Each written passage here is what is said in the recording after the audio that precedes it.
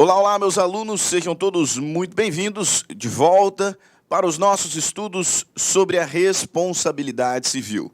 Eu sou o professor Stanley Costa, seu professor de Direito Civil e Processo Civil aqui no LAC Concursos. E na aula de hoje nós iniciaremos o estudo do último elemento essencial da responsabilidade civil. Caminhando para o final dos estudos sobre este tema, elementos essenciais, na aula de hoje e na próxima aula, nós trabalharemos o último elemento essencial. Falo acerca do nexo causal. Há alguns vídeos temos trabalhado este que talvez seja o tema mais importante desta matéria, elementos essenciais, e nós já trabalhamos os dois primeiros, quais sejam a conduta humana e o dano. O dano que nos tomou um pouco mais de tempo em razão das suas várias divisões, né? Nós falamos sobre dano material emergente, lucro cessante, perda de uma chance, falamos sobre dano moral, também sobre dano estético, dano da pessoa jurídica, dano em ricochete, ou seja, uma variação muito grande de espécies de dano e, principalmente, várias espécies que encontram guarida jurisprudencial.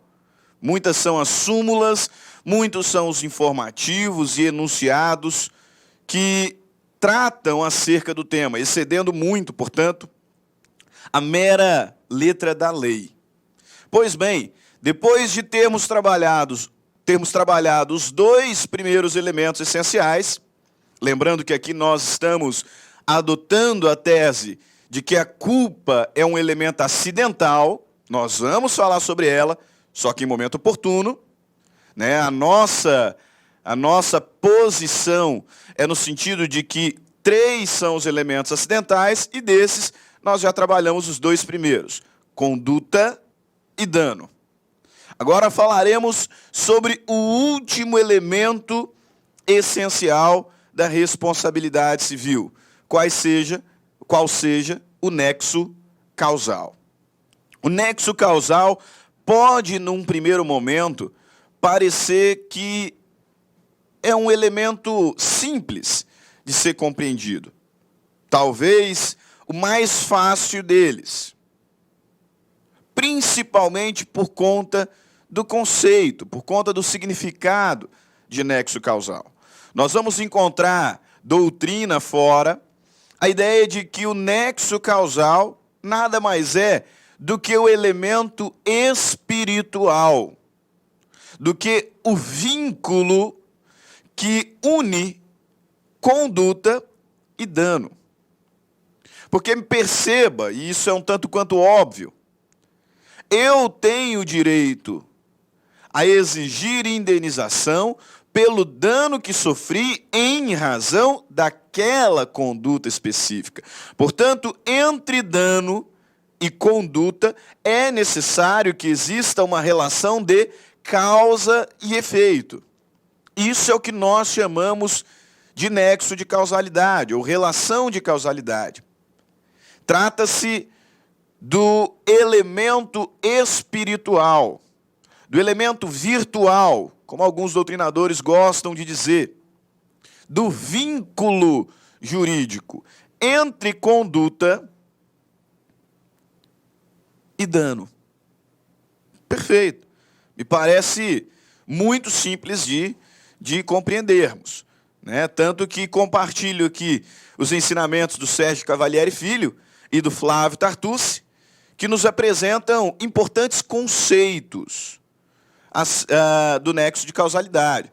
Veja lá, Sérgio Cavalieri Filho, o nexo de causalidade é a verificação de que o ato ilícito seja a causa do dano, que o prejuízo sofrido pela vítima seja resultante desse ato.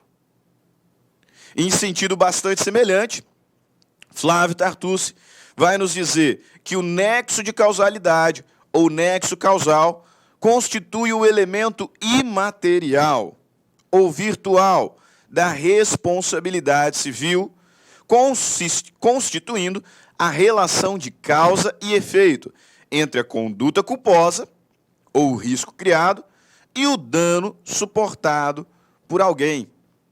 Nesse caso, Flávio Tartucci até compartilha no seu Manual de Direito Civil, um livro, diga-se de passagem, muito bom, né, uma imagem comparando o nexo de causalidade a uma espécie de cano.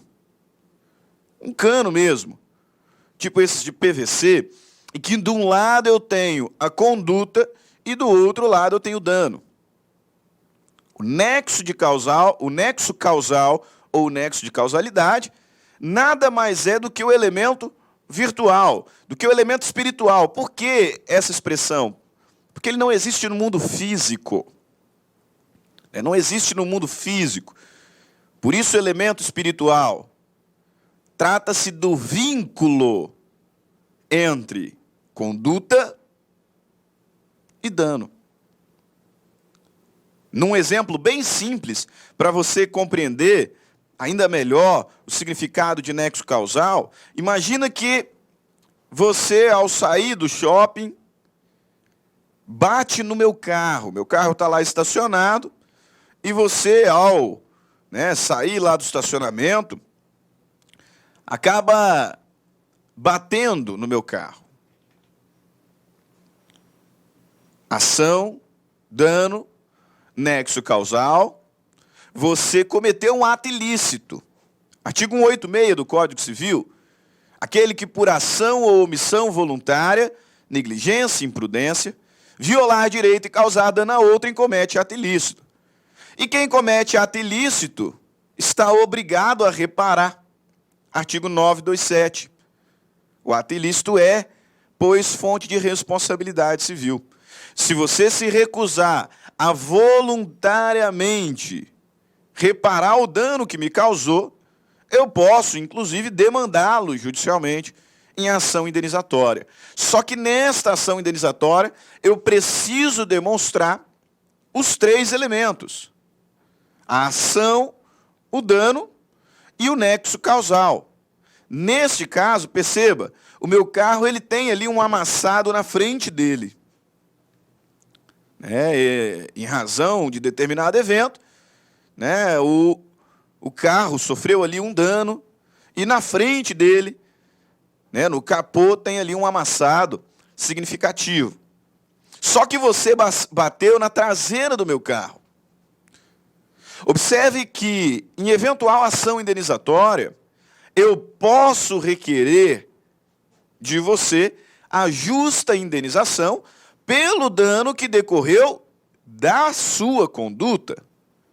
Ou seja, pelo dano que se configurou em decorrência da batida. Você bateu na parte de trás do meu carro. Me parece evidente, e de fato é, que eu não posso exigir indenização pelo dano que está lá na frente do meu carro, no para-choque dianteiro, ali no capô. Por quê? Porque aquele dano não tem relação de causalidade com a sua conduta, mas tão só a avaria que se encontra na parte traseira do automóvel.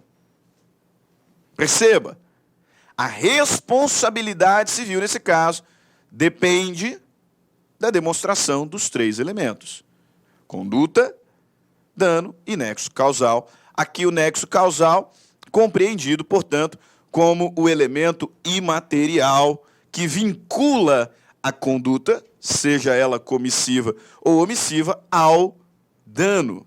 Portanto, é o elemento que me une a você. É o elemento que nos vincula juridicamente. Perfeito?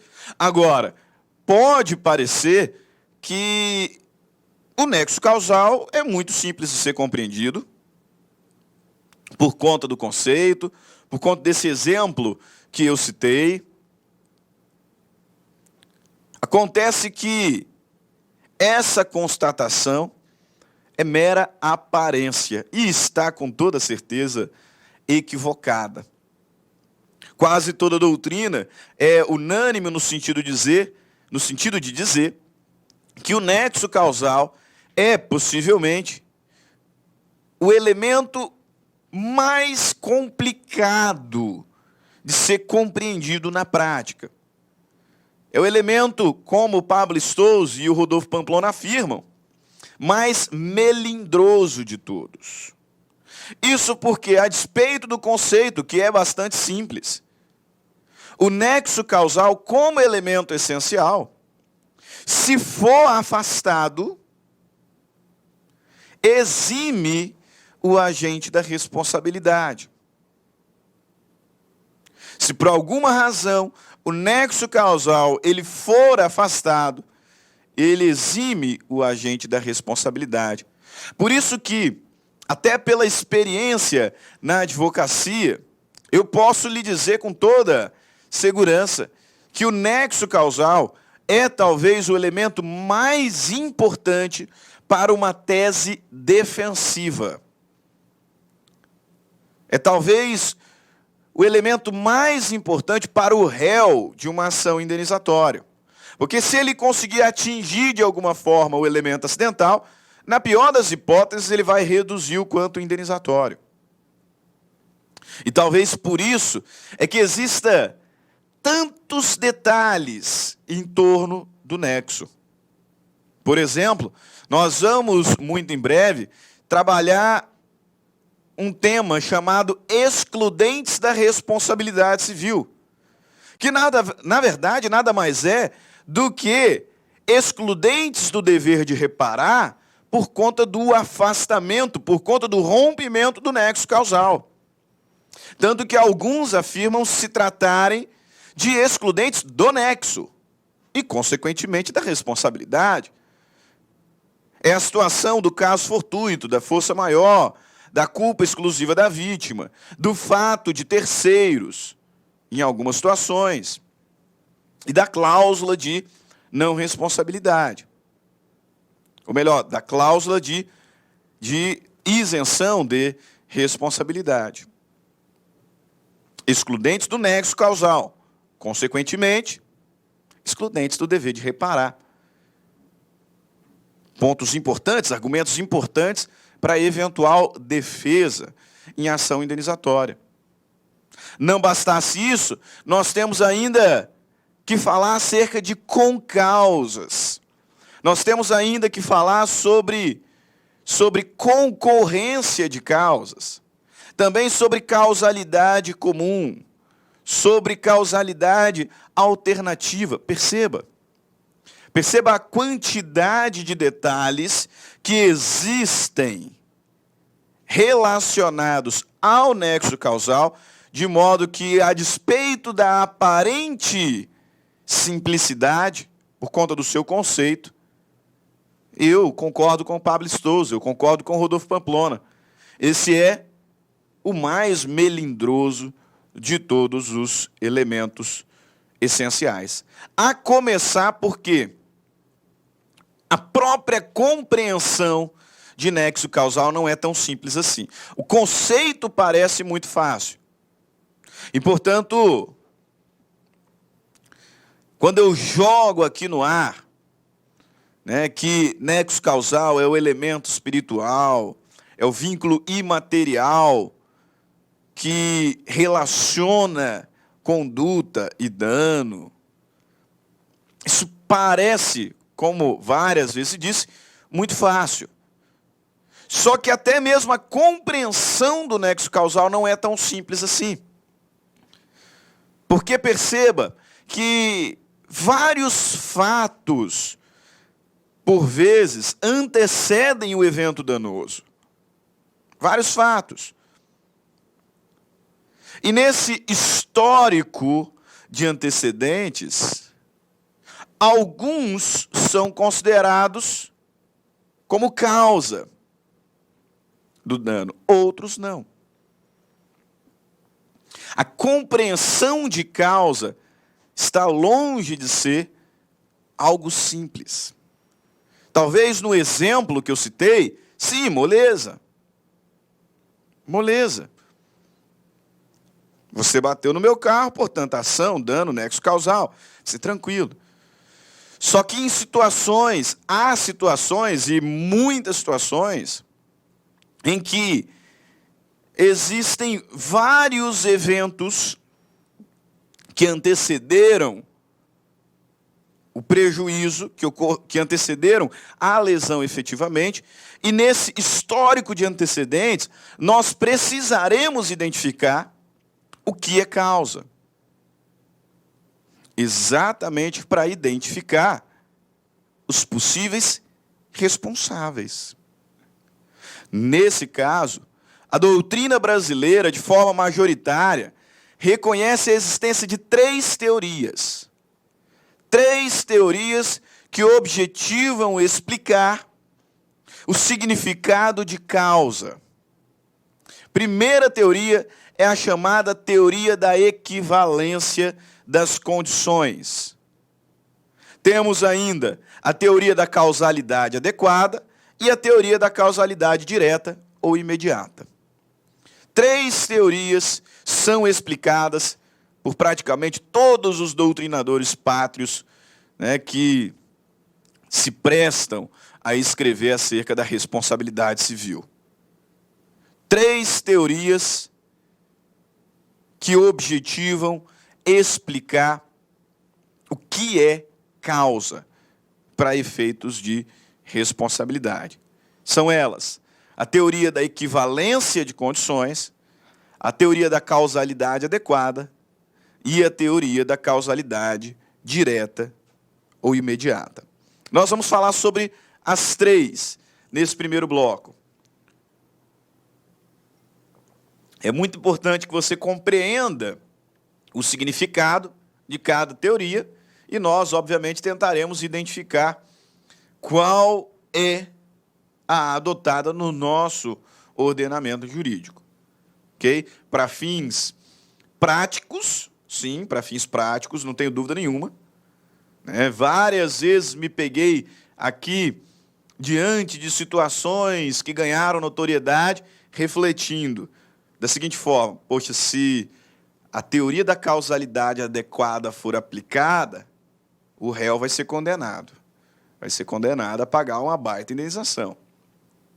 Agora, se a teoria da causalidade direta for aplicada, ele pode até ser isento. Ele pode até ter excluído a sua responsabilidade, quando, na pior das hipóteses, pelo menos reduzido. Várias vezes me peguei refletindo desta forma acerca de situações do caso concreto. Como, por exemplo, ocorreu recentemente lá no caso do Ninho do Urubu. E a tragédia que culminou na morte lá dos jogadores, da base do Flamengo. Obviamente, que nós havemos e temos falado acerca da responsabilidade do clube. Estou pensando aqui no âmbito civil, que culminará na ideia de que o clube terá que pagar a indenização aos familiares dos jovens que morreram. Só que, pensando naquela situação, eu me questiono acerca da teoria da causalidade que será aplicada no caso concreto. Se aplicarmos a teoria da causalidade adequada, o Flamengo muito provavelmente seria condenado, e condenado em alta monta. Agora, se refletir sobre a aplicação da causalidade direta, eu não acredito que a responsabilidade do clube seria excluída. Mas, no contexto da causalidade direta, pelo menos reduzida. Pelo menos reduzida. Já já vocês vão conseguir perceber isso. Mas eu disse, são três teorias. E a primeira teoria é a teoria da equivalência de condições. Teoria também chamada de histórico dos antecedentes. Ou teoria da conditio sine qua non. A grande característica dessa teoria, já adianto, você pode fazer essa anotação, a grande característica da teoria da equivalência de condições é que ela não faz distinção entre causa e condição. Anote isso no seu material e já compreenda, né, o significado dessa afirmação. A grande característica da teoria da equivalência de condições é que ela não distingue causa de condição. Por que isso? Porque, adotando a teoria da equivalência de condições, todo o histórico de antecedentes é considerado causa, por menor que tenha sido a sua influência no evento danoso. Então, aplicando aqui a teoria da equivalência de condições, eu sei que não é tão fácil a compreensão dessas teorias, portanto, me permita ser repetitivo.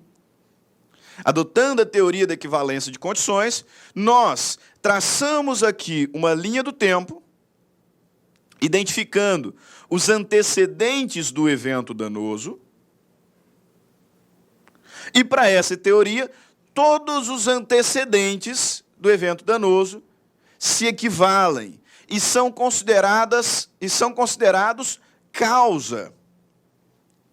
E como causa, elemento que enseja responsabilidade civil.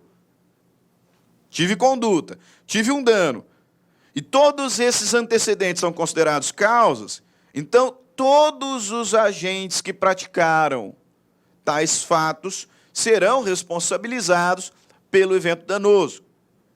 Repito, ainda que minimamente tenha influenciado. Ainda que minimamente tenha influenciado. Não interessa qual foi o fato que, de forma direta, causou o dano. Não interessa, nesse histórico, quais são os fatos que abstratamente poderiam ter causado dano. Não. Todos os antecedentes se equivalem e são considerados causa.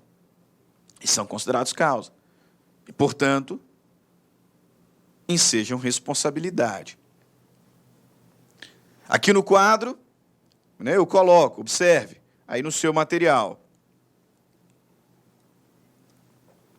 A teoria da equivalência das condições não diferencia os antecedentes da lesão, considerando como causa tudo aquilo que de alguma forma contribuiu para o resultado. Não faz a diferença entre causa, aquilo que foi o fato gerador do resultado, e condição, aquilo que apenas contribuiu para o resultado danoso. Tudo que tenha contribuído direta ou indiretamente para o evento danoso é considerado causa no contexto ou na aplicação da teoria da equivalência de condições. Perceba que essa teoria ela é bastante drástica. Ela é bastante drástica. E é por isso que eu posso, com certa segurança, afirmar, e você pode fazer essa anotação também, que a teoria da equivalência de condições, ela não é adotada pelo direito civil brasileiro. Muitos afirmam que essa teoria ela possui guarida lá no direito penal, né, que há dispositivos no Código Penal que fundamentam a aplicação da equivalência de condições para fins de responsabilidade criminal. Mas lembre-se que lá a culpa é elemento essencial. Então não basta conduta, dano e nexo, é necessário a demonstração da culpa. Aqui no direito civil existe responsabilidade sem culpa. Por isso é que talvez nós tenhamos que analisar o nexo causal com um pouco mais de cuidado.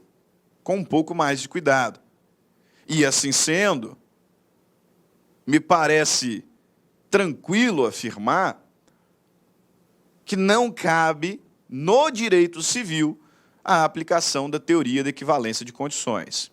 Porque nessa teoria, nós identificaríamos o que é causa aplicando o que a gente chama de fórmula de eliminação hipotética, de Thirén. Fórmula de eliminação hipotética. Como assim, professor? Lembra da nossa linha do tempo? Eu tenho dano e tudo aquilo que antecedeu ao dano. Tenho dano e tudo aquilo que antecedeu.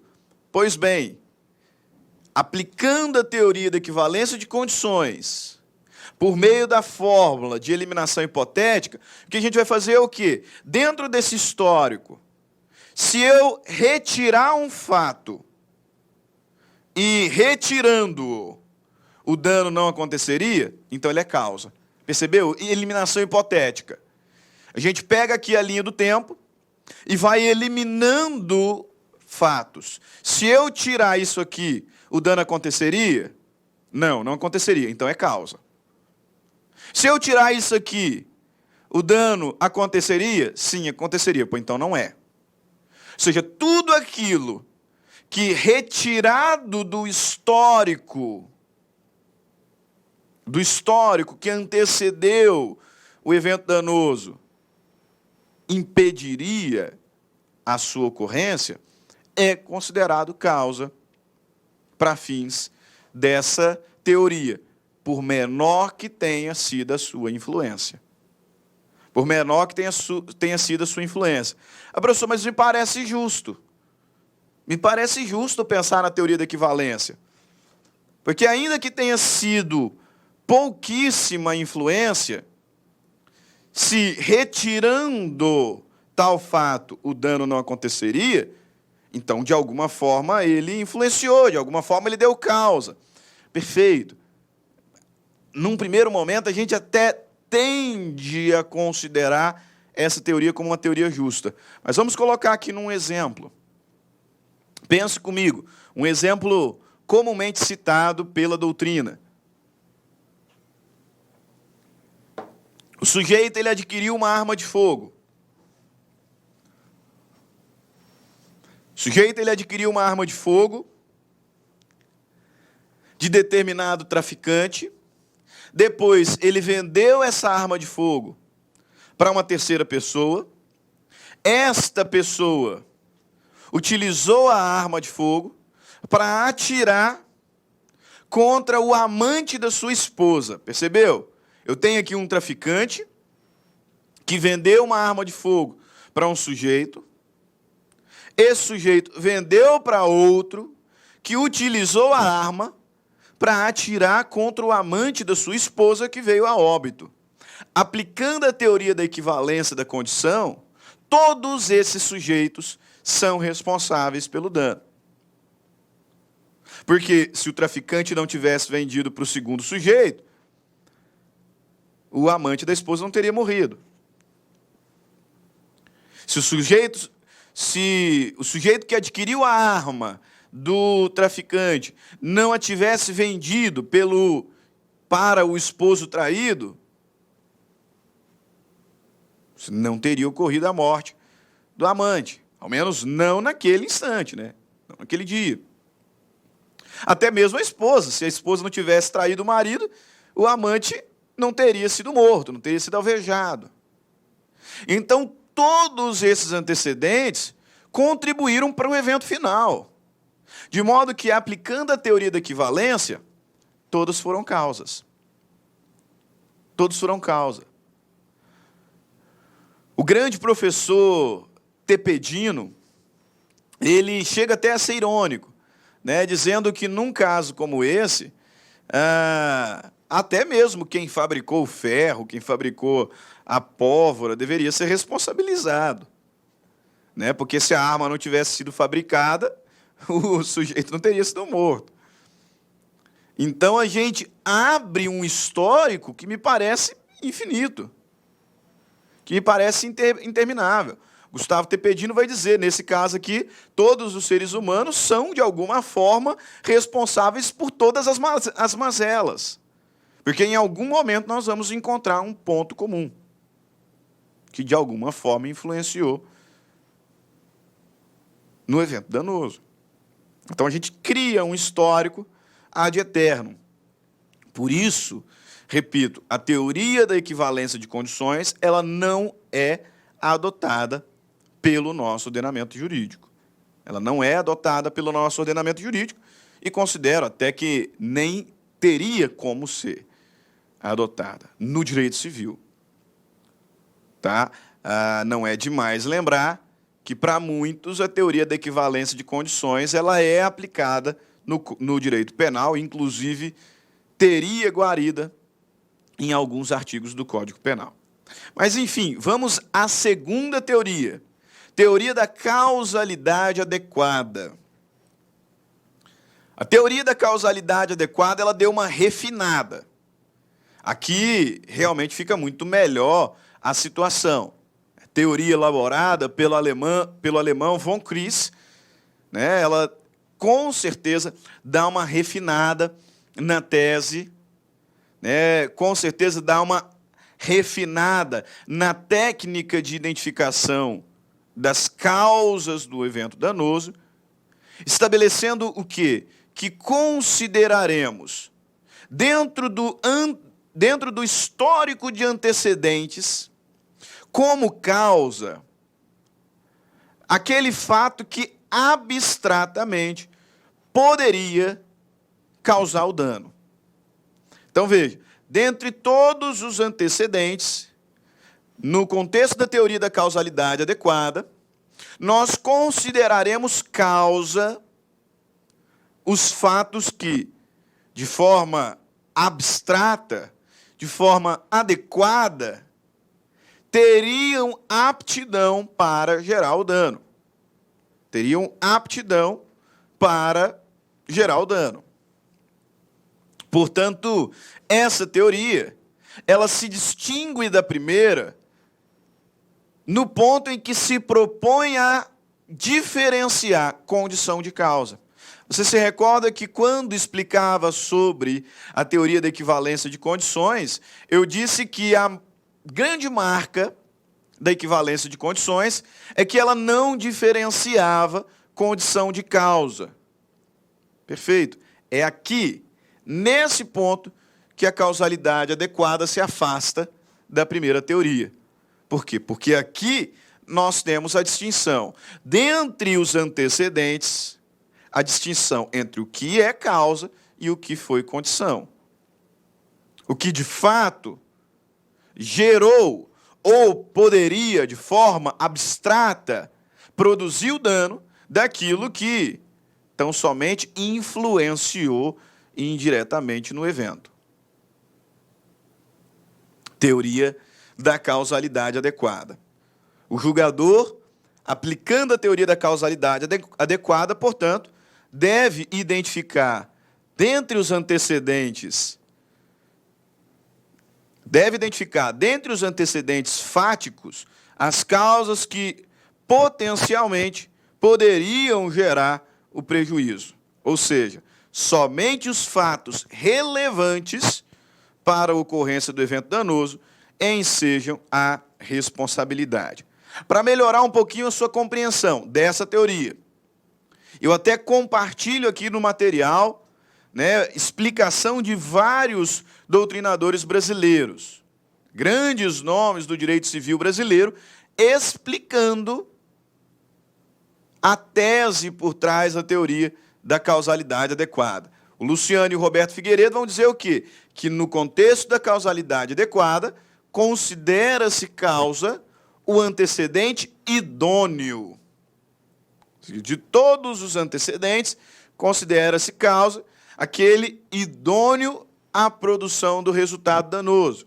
O Carlos Roberto Gonçalves, de forma semelhante, insere-se no conceito de nexo causal apenas a condição apta por si só a produzir o dano.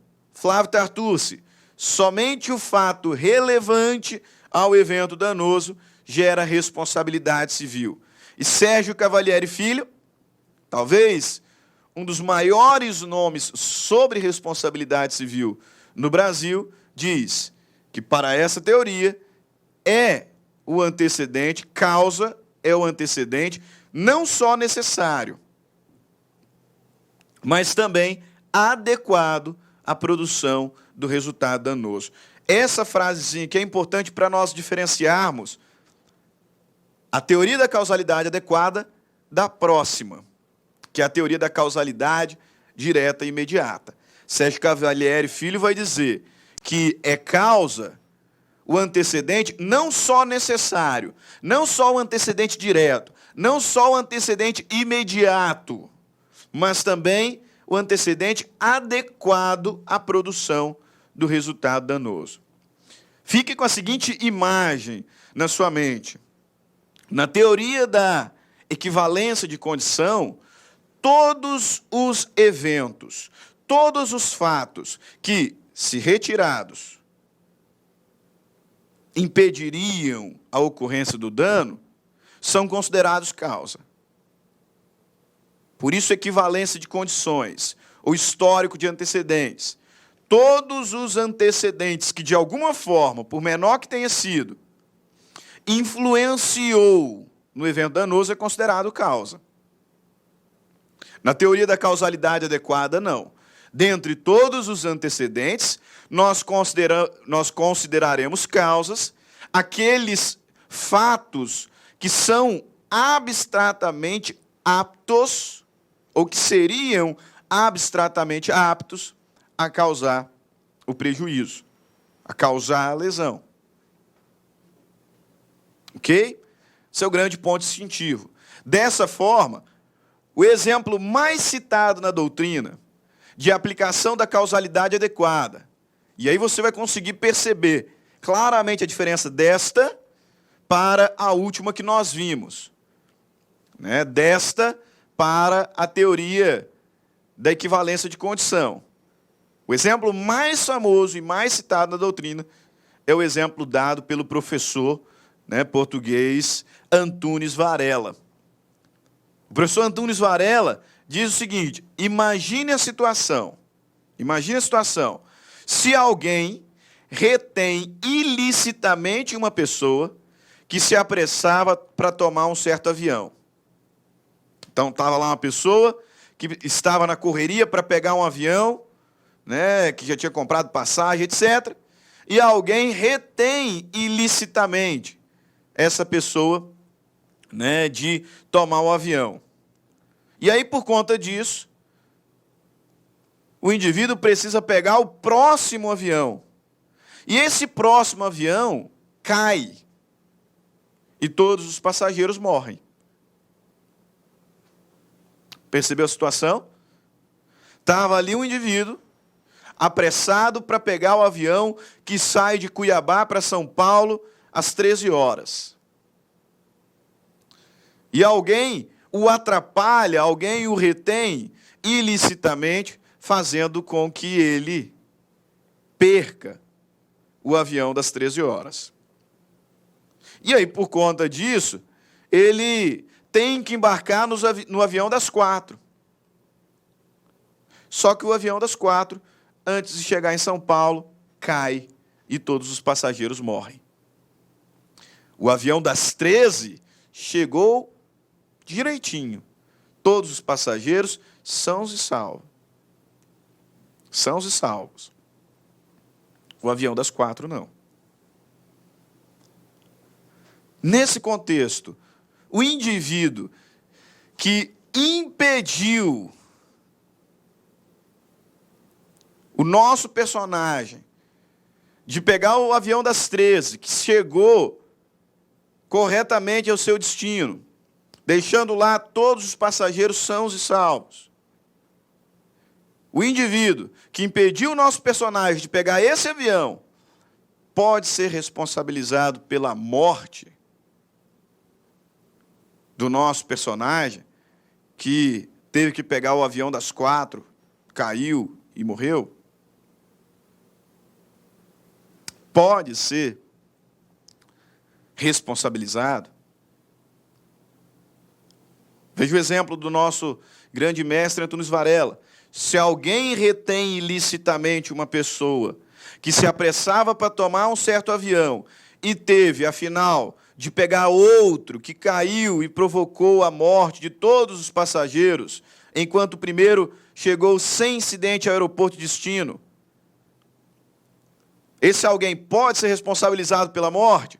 Aplicando a teoria da causalidade adequada, não. Aplicando a teoria da causalidade adequada, não se poderá considerar a retenção ilícita do indivíduo como causa jurídica do dano ocorrido. Por quê? Porque, em abstrato, essa retenção não era adequada a produzir tal efeito. Embora se possa asseverar que este não se teria dado se não fora ilícito. Se o fato do indivíduo ter atrapalhado, o fato do indivíduo ter impedido o nosso personagem de pegar o avião das 13, não é uma causa adequada para gerar a morte de outra pessoa. O fato de você me impedir de pegar um avião não é capaz por si só de me matar. Percebe? Causalidade adequada. Nós consideramos causa os antecedentes que abstratamente são aptos a produzir o evento danoso. Qualquer que tenha sido o motivo que te fez me impedir de pegar o avião das 13, esse motivo, essa sua atuação, por si só, não é abstratamente apta a me matar. Portanto, aplicando a teoria da causalidade adequada, não seria causa, você não seria responsabilizado pela minha morte, se fôssemos os personagens do exemplo. Agora, lá na teoria da equivalência de condições, seria. Porque se você não tivesse me atrapalhado a pegar o avião, eu não teria adentrado no seguinte e, consequentemente, morrido com a queda.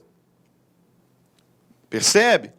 Num exemplo como esse, aplicando a equivalência de condições, o indivíduo que reteve ilicitamente a pessoa de pegar o primeiro avião seria responsabilizado pela sua morte. Aplicando a teoria da causalidade adequada, não. Aplicando a teoria da causalidade adequada ou não. Se lá, na equivalência de condições, nós aplicamos a fórmula da eliminação hipotética, ou seja, dentre todos os antecedentes, se eu retirar o evento não acontece, então é causa. Fórmula da eliminação hipotética. Aqui na causalidade adequada, nós aplicamos a teoria, ou melhor, a técnica da apreciação probabilística. O magistrado vai apreciar, dentre os antecedentes, cada um dos fatos, a fim de identificar aqueles que, de forma abstrata, poderiam gerar o evento danoso. Perfeito? Ótimo. Última teoria. Teoria da causalidade direta e imediata. Qual é a diferença da teoria da causalidade direta e imediata com relação às outras duas que nós estudamos? Na teoria da causalidade direta e imediata, consideramos causa o evento que necessariamente culminou no dano. Aplicando a teoria da causalidade direta e imediata, consideraremos causa o evento, o fato que necessariamente causou o dano. O evento fático que foi necessário ao resultado danoso como consequência direta e imediata.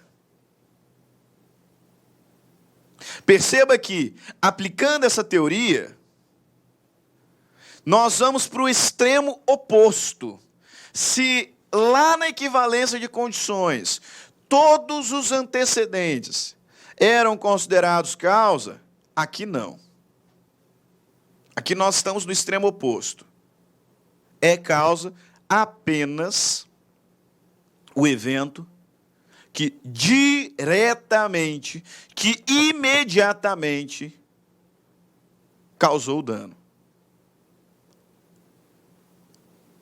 O evento do qual o dano foi consequência direta e imediata. Não interessa se no histórico de antecedentes existiam ou ocorreram outros fatos que de forma abstrata poderiam ter causado dano. Não interessa.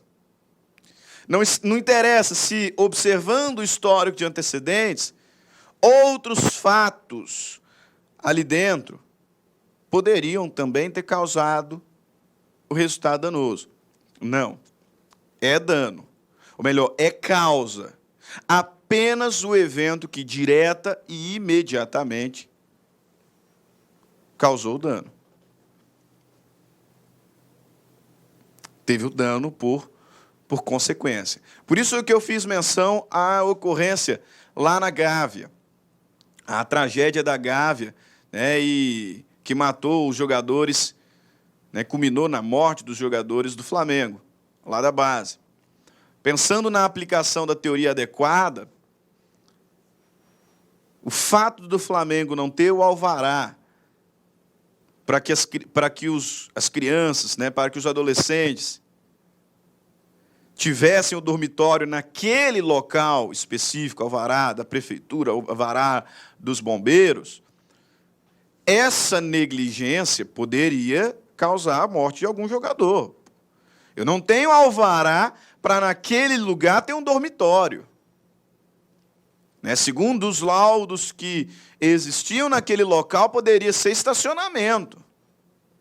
Então, essa atitude negligente e imprudente do Flamengo poderia causar a morte de alguém. De modo que, pensando na tese da causalidade adequada, o Flamengo é responsável. Porque aquilo lá foi causa. Afinal, é um fato que abstratamente poderia gerar aquele evento danoso. Agora, pensando na teoria da causalidade direta, aí eu confesso para vocês, eu tenho minhas dúvidas. Aí eu confesso para vocês que eu tenho as minhas dúvidas.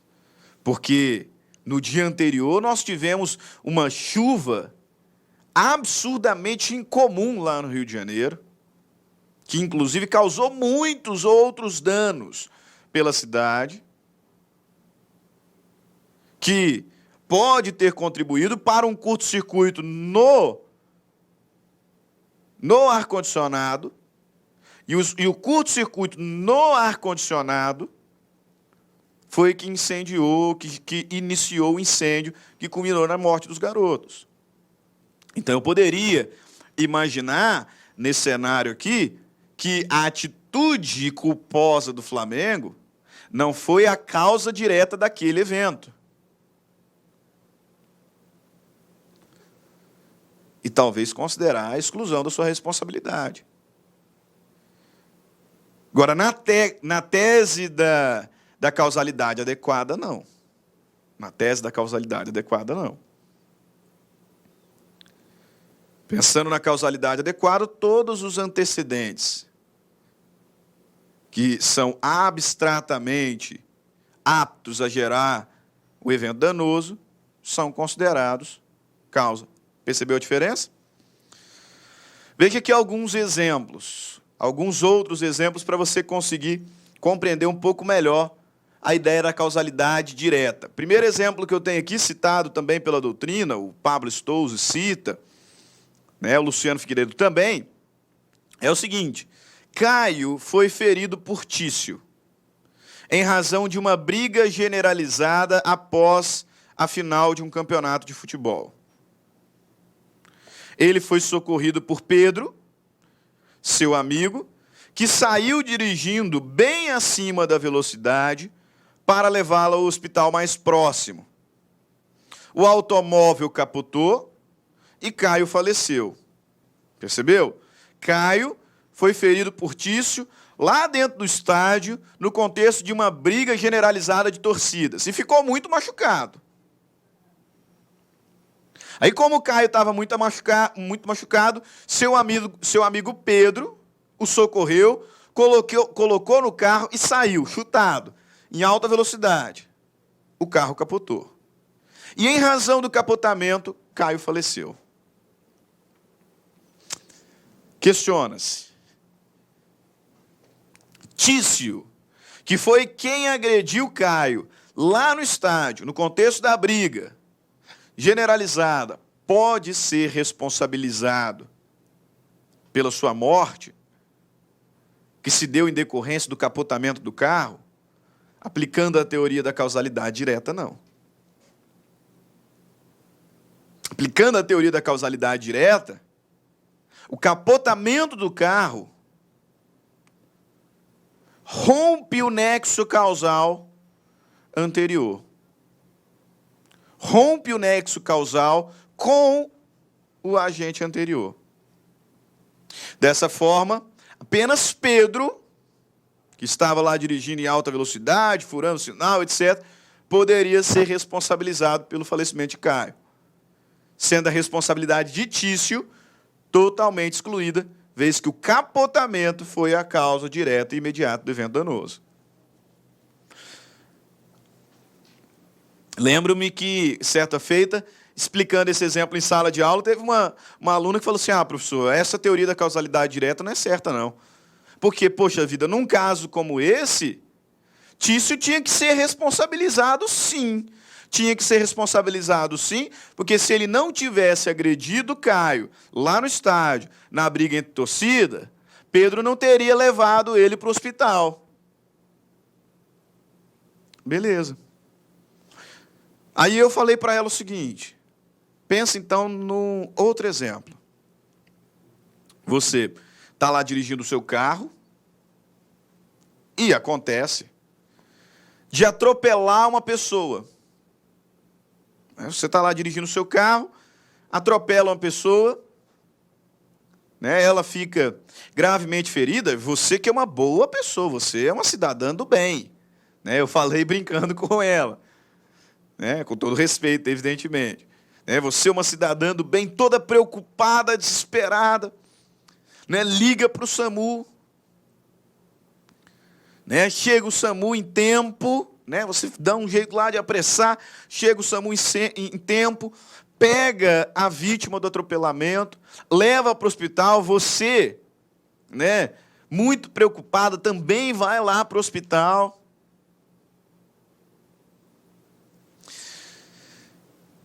A vítima estava gravemente ferida, muito machucada, portanto, chega ao hospital e vai direto para a sala de cirurgia. E ocorre que, por um erro médico, a vítima morre. Então perguntei para minha aluna, você que atropelou o sujeito, poderá ser responsabilizado? É justo que você que atropelou o indivíduo seja responsabilizada? Sendo que a morte decorreu de um erro médico? Porque, veja bem, se você não tivesse atropelado o indivíduo, ele não teria feito a cirurgia de emergência, né? Percebe? Aplicando a causalidade direta, não. Porque esse novo evento, que deu causa direta e imediata à morte do indivíduo, rompe o nexo causal dos outros eventos, ainda que abstratamente fossem aptos a gerar o resultado danoso. Ótimo. Mas qual é a teoria adotada no Brasil? Porque eu disse que a teoria da equivalência de condições, ela não é adotada. E trouxe uma série de exemplos, tentando demonstrar a sutil distinção, mas importante, entre teoria da causalidade adequada e causalidade direta. Qual das duas teorias é adotada no nosso ordenamento jurídico? Perfeito. Aqui nós temos um problema sério. Aqui nós temos um problema muito sério. Por quê? Porque a doutrina, ela é muito dividida aqui nesse contexto. Muito dividida. Nós temos grandes nomes do direito civil brasileiro que entendem que a teoria da causalidade adequada deve ser adotada e deve ser aplicada. E outros nomes igualmente importantes que defendem a aplicação da teoria da causalidade direta. Só para você ter uma noção, Sérgio Cavalieri Filho e Flávio Tartucci, Sérgio Cavalieri Filho, um dos principais nomes em responsabilidade civil, e Flávio Tartucci, talvez o maior doutrinador, né, da nova geração do direito civil brasileiro, defendem a aplicação da teoria da causalidade adequada. Num sentido oposto, Pablo Stouzy, Rodolfo Pamplona, Carlos Roberto Gonçalves, Gustavo Tepedino defendem a aplicação da teoria da causalidade direta. E quando eu vou para a jurisprudência, né, se você der uma busca lá no Jus Brasil, certamente encontrará várias decisões no sentido de aplicar a teoria da causalidade adequada e outras tantas decisões aplicando a teoria da causalidade direta. Quando nós ainda não nos deparamos com decisões como essa aqui, vinda do Rio de Janeiro, que confunde as duas. Olha só como que a questão é complexa. Porque além de termos um grande número de doutrinadores importantes que defendem a causalidade direta, e um outro grande número de também importantes doutrinadores que defendem a causalidade adequada, várias decisões num sentido, várias decisões em outro, nós temos decisões que inclusive confundem as duas teorias e chegam a dizer que são sinônimas. Olha essa partícula aqui de um julgado do Tribunal de Justiça do Rio de Janeiro. De acordo com a teoria da causa adequada, adotada em sede de responsabilidade civil, também chamada de causa direta ou imediata. O julgador está aqui falando que teoria da causa adequada é também chamada de teoria da causa direta, quando na verdade não.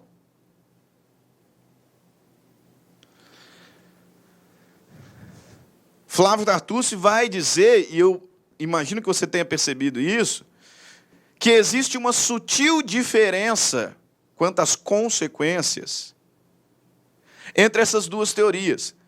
Qual que é a grande, porém sutil diferença entre as duas teorias? A teoria da causalidade direta valoriza concausalidade, valoriza fatos concorrentes, valoriza grau de culpa dos envolvidos.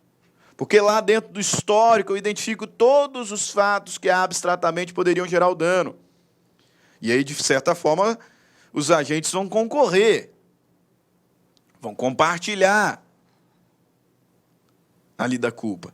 Enquanto que a teoria do dano direto valoriza excludentes de responsabilidade, rompimento do nexo causal.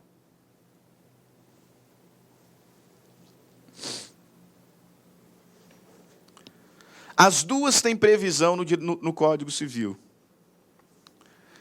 Me parece, e analisando questões de concursos públicos Brasil afora, que quando o questionamento é sobre a teoria adotada pelo Código Civil, a resposta deve ser teoria da causalidade direta. Por quê? Olha o artigo 403. Ainda que a inexecução resulte de dolo do devedor, as perdas e danos só incluem os prejuízos efetivos e os lucros cessantes por efeito dela direto e imediato, sem prejuízo no disposto da lei processual. Então, quando se questiona qual é a teoria adotada pelo Código Civil, me parece ser um pouco mais seguro, inclusive analisando questões de certames Brasil afora, dizer que é a teoria da causalidade direta, por força do artigo 403. Só que esses doutrinadores, Flávio Tartúcio, Sérgio Cavalieri Filho e outros, dizem que no 944, quando o legislador diz que a indenização mede-se pela extensão do dano, e lá no parágrafo único afirma que se houver excessiva desproporção entre a gravidade da culpa e o dano, poderá o juiz reduzir equitativamente a indenização, que esse artigo estaria acolhendo a teoria da causa adequada. Da mesma forma, quando o 945 fala de concorrência culposa entre o agente e a vítima teve culpa concorrente, e, portanto, nós vamos compartilhar da responsabilidade, também estaria adotando causa adequada. E ainda o enunciado 47 do Conselho de Justiça Federal, que diz lá, o artigo 945 do novo Código Civil, que não encontra correspondente no Código Civil 16, não exclui a aplicação da teoria da causalidade adequada. Enfim, parece-me que com um pouco mais de clareza, o Código Civil adotou a teoria da causa direta e imediata. Mas há doutrinadores que defendem um certo indício de causalidade adequada.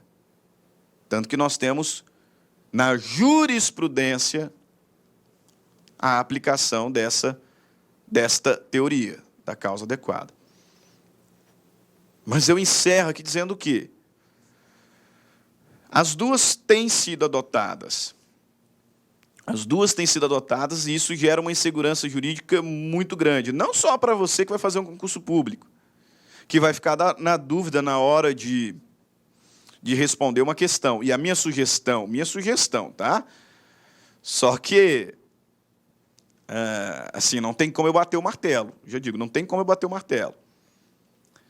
A minha sugestão é que, se perguntar sobre a teoria adotada pelo Código Civil, seja resposta no sentido de causalidade direta. E na jurisprudência, que nós temos decisões aplicando a causalidade adequada. Só que o bem da verdade é que a doutrina é muito dividida,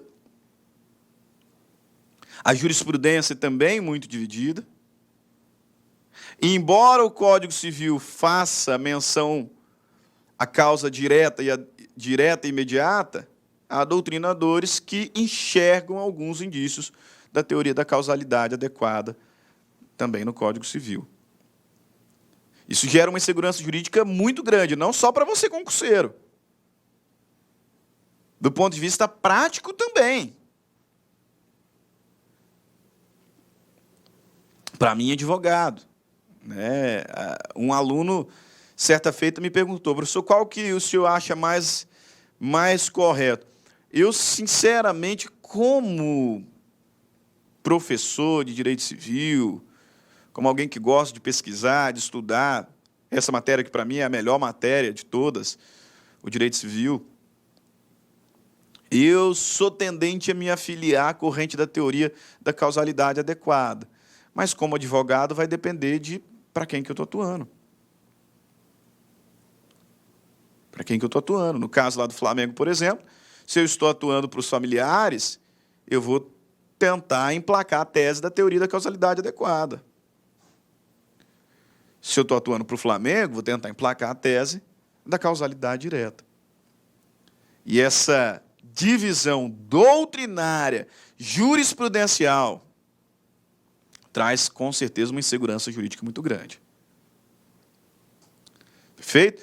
Agora, para te deixar um pouquinho mais tranquilo, né, eu encontrei pouquíssimas questões no sentido de qual é a tese adotada no Brasil.